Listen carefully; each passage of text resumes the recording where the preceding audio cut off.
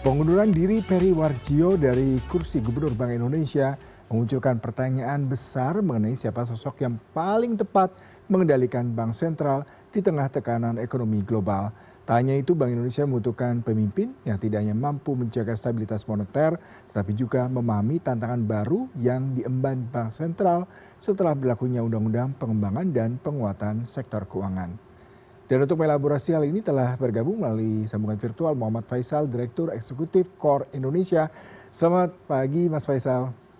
Selamat pagi, Mas Yuda. Ya, ini sepertinya harus mencari sosok yang sangat multitasking, setengah dewa ya, dengan kondisi ekonomi global dan juga pelemahan rupiah ini. Dan kalau kita melihat sebenarnya sosok yang diminta kalau DPR tadi saya kutip sosok yang paham dengan makro prudensial Indonesia, kemudian juga bisa Ya, menjalin komunikasi antar lembaga, berkoordinasi dengan otoritas fiskal dan Kementerian Keuangan. Nah, ya, meski itu pertimbangan ada di tangan presiden nantinya ya untuk memilih sosok-sosok yang penting. ya, Tapi kalau dari Mas Faisal sendiri, ya, apa variabel utama untuk Gubernur BI saat ini?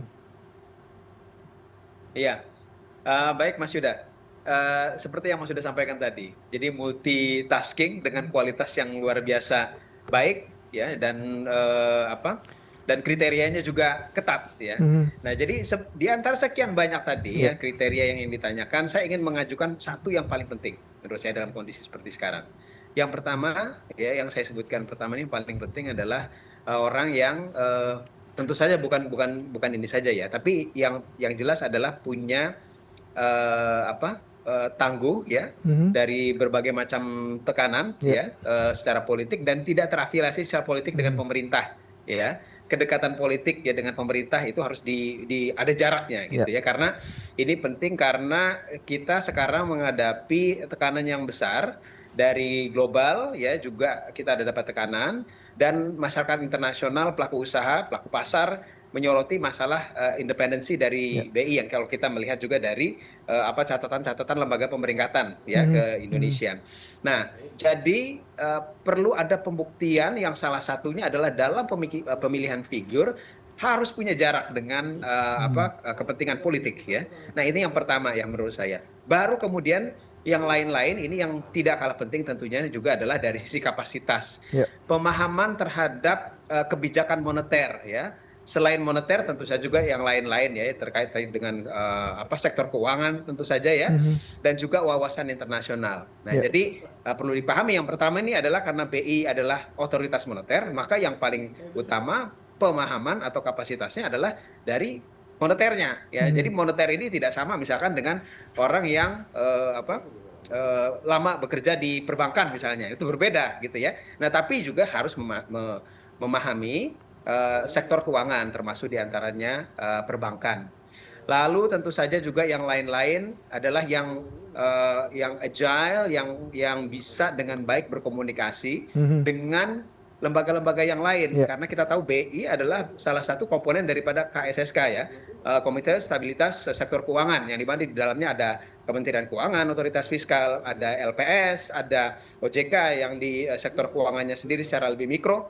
Ya, jadi koordinasinya kan selalu rutin dan intensif ya menurut saya, apalagi di tengah tekanan ekonomi terutama dari global pada saat yang sempat turun terus kemudian naik lagi ya. Dan yang tidak kalah penting juga adalah dari sisi track record integritas tentu saja ya. Ini mhm. yang tidak boleh juga dinafikan bahwa harus punya catatan yang baik ya dan integritas yang baik, dan tentu saja tangguh dalam menghadapi berbagai macam tekanan ya, baik secara substansi maupun juga tekanan secara pressure politik lah ya. Mhm. Mas Faisal, kalau bicara mengenai independensi ini merupakan salah satu hal yang kadang-kadang agak sedikit susah dijalankan. Mengingat memang seorang gubernur Bank Indonesia Ya, ini juga harus bisa menjembatani kebijakan moneter, kebijakan fiskal, dan sejumlah instansi dan juga institusi di mana dia harus juga bisa ya, mengakomodir. Nah, sejauh mana Anda melihat ya, kriteria-kriteria ini bisa begitu sangat mumpuni nanti ke depannya? Mengingat tadi Anda katakan trust juga penting, dan tidak ada konflik kepentingan pastinya, dan apakah sosok-sosok ya, di dalam betul. Bank Indonesia sudah ada yang menarik yang bisa Anda telisik? Ya, saya pikir salah satu opsi tentu saja harus melihat sosok-sosok dari para petinggi di Bank Indonesia yang ada sekarang ya. Nah, itu salah satu opsi yang harus digali tentu saja. Tapi bukan berarti di luar Mhm. Bank Indonesia juga tidak ya, karena Ya, kita perlu melihat juga berdasarkan kriteria-kriteria tadi yang figur-figur yang ada di Indonesia ya, ya, yang di luar Bank Indonesia juga perlu dipertimbangkan. Nah, tapi yang jelas memang dari sisi pemilihan dan kriterianya memang kalau kita lihat tadi ya, ya. berbagai macam tantangannya ini ketat ya, Mhm. gitu. Ya, tidak mudah, sama sekali tidak mudah. Ya. Ya, Iya, Mas Faisal, kalau kita bicara ada beberapa nih pendapat baik itu dari analis, pelaku pasar maupun juga mungkin teman-teman media dicari sosok yang berbeda nih gaya kepemimpinannya dari Pak Peri yang sudah 8 tahun lebih menggawangi dan menjadi nakoda Bank Indonesia. Seperti apa sih sebenarnya Mhm. pembeda yang dibutuhkan oleh market dan juga memberikan suatu terobosan signifikan di mana tadi ya isu ekonomi global, rupiah yang terus tertekan, butuh ada sesuatu breakthrough seperti itu dan angin segar. Apakah penting Ya, seperti itu? ya, ya. Masing-masing orang, masing-masing figur itu pasti memiliki karakteristik leadership yang berbeda ya. Iya. Nah, jadi perbedaan secara karakteristik dalam leadership, dalam Mhm. manajemen ini bisa jadi ada variasi, ada Iya. perbedaan. Tapi yang harus tetap dipegang adalah bahwa apapun karakteristiknya, Mhm. BI itu punya tupoksi ataupun misi ya, Iya. dari paling setidaknya dua yang besar, yaitu Mhm. adalah menjaga stabilitas, pro stability, dan juga ikut mendorong pertumbuhan, Iya. pro growth ya. Nah, jadi karakteristik ini antara dua misi ini tentu Mhm. saja perlu ada balance ya, Iya. keseimbangan. Yang tadi yang kita lihat berarti kan dia harus bisa leadershipnya harus kuat ke Iya. dalam ya, ke dalam internal institusi BI, tapi juga sangat agile, sangat fleksibel dengan institusi-institusi yang terkait ya di luar BI itu sendiri Mhm. gitu. Iya. Nah, tapi dari sisi ketangguhan karakter itu tetap juga merupakan sesuatu yang penting ya, karena ini adalah ujung tombak daripada kebijakan moneter yang ada Mhm. di Indonesia, dan ini juga yang menjaga stabilitas ekonomi kita secara makro ya, yang menjadi komponen penting dari stabilitas makroekonomi Indonesia. Iya, sosok calon gubernur BI ini diharapkan mempunyai kemampuan komunikasi ya Mas Faisal, terutama Ya, bagi pelaku tentu saja. pasar, kemudian terkait penyampaian arah kebijakan, konsistensi dan kredibel sangat menentukan kepercayaan masyarakat, publik dan juga pasar. Nah, Ya. bagaimana kalau kita melihat volatilitas global saat ini yang sangat fluktuatif, perlu yang ada kebijakan-kebijakan yang kadang-kadang akan tidak berpihak, tapi di satu sisi mungkin ada pertimbangan-pertimbangan yang lebih substansial terkait hal itu. Nah, bagaimana komunikasi bisa terjaga dan bisa memuaskan banyak pihak? Ya, itulah pentingnya wawasan daripada figur yang baru ini memang luas ya. Jadi karena kebijakan moneter tidak lepas Ya. daripada kondisi global, jadi wawasan globalnya memang harus sangat baik ya. Dan wawasan bukan hanya wawasan, tapi juga relasi ya, relasi dengan pihak-pihak di luar entitas kelembagaan Ya. yang ada di Indonesia, berarti dengan negara-negara lain, termasuk juga dengan lembaga-lembaga multilateral, multinasional ya. Nah, lalu ya selain eksternal di dalam negeri tentu saja dari tadi institusi yang terkait, dan memang harus bisa meramu dari sisi keseimbangan balance ya, untuk bisa melihat untung ruginya ya dari satu Ya. kebijakan, mana kebijakan yang terbaik ya, ya Mhm. walaupun seringkali kita tidak bisa mendapatkan dalam pertimbangan yang begitu kompleks ya, dalam faktor yang begitu banyak berpengaruh terhadap stabilitas dan juga pertumbuhan ekonomi. Seringkali ini bisa jadi bukan sesuatu kebijakan yang keputusan yang diambil yang first, yang the best ya, Hmm. tapi bisa jadi second best ya. Oke. Jadi kedua yang terbaik ya. Tapi yang jelas ini tidak menimbulkan mudorot di salah satu pihak dan menguntungkan di pihak yang lain gitu ya. Mhm. Mas Faisal, seandainya sudah ada nama nanti diajukan di DPR, kemudian Presiden dan di ACC. Tapi kan PR terdepan yang memang diharapkan oleh masyarakat adalah mengenai bagaimana menahan turunnya rupiah yang sampai saat ini Betul, masih belum bisa betul. belum Ya, bisa ya. dipertahankan meskipun dengan ada 8 kebijakan Ya, BI ya, ya seperti betul. itu. Nah, bagaimana Ya, nih ya, Anda ya, melihat ya. sosok gubernur ini yang bisa segera melakukan langkah taktis sehingga satu masyarakat puas, market juga bisa merasa bahwa saya trust terhadap sosok baru ini, Mas, mengingatkan kalau kita lihat rupiah ini selama 1 tahun ini sangat terdepresi, tidak hanya isu global tapi juga kebijakan-kebijakan moneter domestik kita juga pasti berpengaruh. Bagaimana Anda melihat ini? Iya, jadi kalau kita melihat goyahnya rupiah dan juga mungkin indeks harga saham pada saat sekarang, ini kan sesuatu yang kita bisa perkirakan ketika terjadi perubahan yang cukup besar. Nah, ini kan perubahan yang cukup besar ya dari sisi pergantian figur tertinggi daripada otoritas moneter. Nah, yang kita harapkan ini bukan ini adalah reaksi sesaat ya, bukan sesuatu yang sifatnya jangka panjang.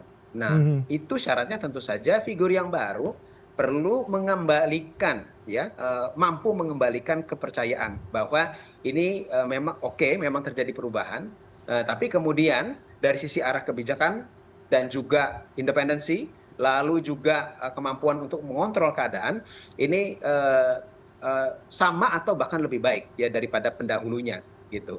Nah, ini yang kemampuan untuk mengembalikan trust ini yang juga sangat penting, walaupun trust masyarakat dan juga pelaku pasar, pelaku usaha bukan hanya terhadap BI tentu saja ya, tapi juga terhadap pengambil kebijakan yang lain termasuk tentu saja pemerintah gitu ya. Nah, tapi pimpinan BI memang adalah salah satunya yang menjadi kunci ya.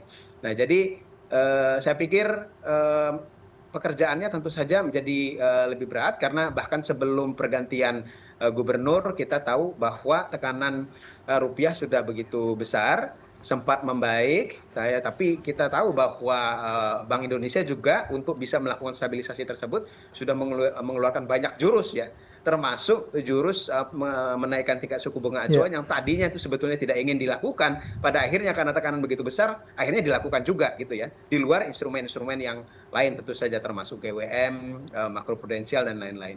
Mhm. Nah, dengan bauran instrumen yang ada yang dimiliki oleh otoritas moneter BI, nah ini yang kemudian oleh pemimpin yang baru juga menjadi salah satu instrumen yang harus diramu kembali ya untuk menekan atau menahan ya pelemahan rupiah lebih jauh atau bahkan kita harapkan bisa kembali menguat ya walaupun mungkin tidak terlalu jauh seperti ekspektasi sebagian kalangan gitu ya. Nah, tapi paling tidak yang tidak kalah penting adalah bukan hanya penguatan ya, tapi lebih juga kepada stabilitas ya, stabil ya, tidak sangat-sangat volatile. Ya. Mhm. Tadi di awal Mas Faisal berkata tidak hanya menutup kemungkinan dari para deputi ataupun pejabat-pejabat di BI ya untuk menduduki Ya, nakoda nomor 1 di Bank Indonesia. Ada ya, sejumlah nama, Bu Destri salah satunya sekarang yang masih menjabat sebagai PJS, kemudian ada Mulyaman Darmansyah, kemudian ada Aida S. Budiman dan beberapa nama lain. Nah, bagaimana Anda ya. melihat nama-nama yang muncul ini? Apakah Anda secara personal punya nama yang menurut Anda cukup cukup menarik dan cukup menjadi perhitungan kalau memang diajukan dan bisa menjadi nakoda di Bank Indonesia? Ya, terima kasih Mas Yuda. Saya selalu menghindari untuk menyebut nama sebetulnya di publik ya, karena ini bisa dipersepsikan macam-macam gitu ya. Iya. Tapi yang jelas saya secara secara private, secara pribadi sebetulnya memang punya melihat ada beberapa yang paling mungkin sih ya Mhm. bisa Iya. menggantikan ya. eh, di dalam tubuh BI dan juga makanya saya sebutkan tadi juga tidak menutup kemungkinan yang ada di luar BI ya Iya. yang punya yang memenuhi kriteria tadi ya, mungkin bukan yang sangat-sangat luar biasa ya tapi yang jelas yang terbaik yang saya harap yang kita semua harapkan lah bisa menggantikan Pak Periwarjio. Mhm. Anda tadi sepertinya agak ragu ya, bukan yang terbaik. Apakah sebegitu sulit untuk mencari sosok terbaik ya, atau at least satu level lah dengan Pak Peri sehingga kita publik, kemudian Oh juga ya, investor dan pelaku ya, pasar bisa ya. melihat kita dinakodai oleh sosok yang kompeten nih ke depannya? Iya, iya. Agak kesulitan karena tadi kriterianya kan kompleks, Mas. Iya. Jadi yang Mas Yuda sendiri sudah menyatakan di awal kayak setengah dewa gitu ya. Jadi satu tanpa ada tekanan yang kita hadapi pada saat sekarang saja, kriteria yang disebutkan Mhm. tadi itu memang harus dimiliki yang sangat kompleks tadi. Iya. Apalagi di luar tadi kriterianya yang harus sangat kompleks, tantangannya kita hadapi sekarang lagi naik, lagi Iya. besar gitu ya, Mhm. dari global dan juga dari domestik Iya. gitu. Jadi jangan lupa tantangan itu bukan hanya dari luar negeri, Mhm. tapi juga dari dalam Betul. negeri. Gitu. Nah, jadi makanya untuk mencari yang betul-betul yang mencapai tadi setengah dewa memang agak susah begitu ya. Iya. Tapi yang jelas kita perlu yang terbaik kita punya pada Baik, saat sekarang. Mas Faisal, terima kasih sekali perbincangan. Semoga dalam waktu dekat kita bisa mendapatkan kira-kira kandidat Ya, terbaik untuk menjadi nakoda Bank Indonesia karena memang perlu ada kebijakan moneter fiskal yang bisa mengatasi kondisi ekonomi yang sangat volatile di tengah isu global dan juga rupiah mata uang Garuda yang ya. terus terpuruk. Mudah-mudahan sosok yang terbaik yang akan terpilih oleh Presiden dan DPR nantinya. Terima kasih untuk perbincangannya pagi hari ini, Mas Faisal. Terima kasih Mas.